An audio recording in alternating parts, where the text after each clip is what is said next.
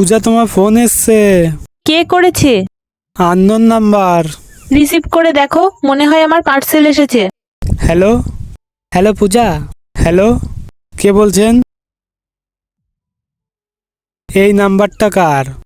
আমি জানি না, আননোন নাম্বার হবে হয়তো। দেখো, ডামা করো না। ওই ছেলেটা তোমার নাম বলছে, ও তোমাকে কলও করছে, ওর কাছে তোমার নাম্বারও আছে।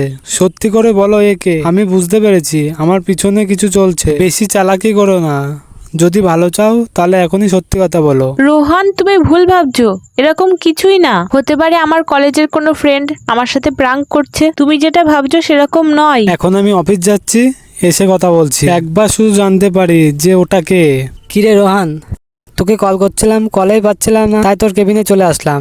তোর দাদা পুলিশে কাজ করে না? হ্যাঁ করে তো। আমার একটা ছোট্ট হেল্প করে দিবি? এই নাম্বারের ডিটেলস গুলো বের করে দিতে পারবি? রোহান, জল। আমি তোমার হাতে জল খাবো না, নিয়ে যাও এখান থেকে। এরপর কি হলো দেখবো নেক্সট পার্টে, তাই চ্যানেলটা সাবস্ক্রাইব করো।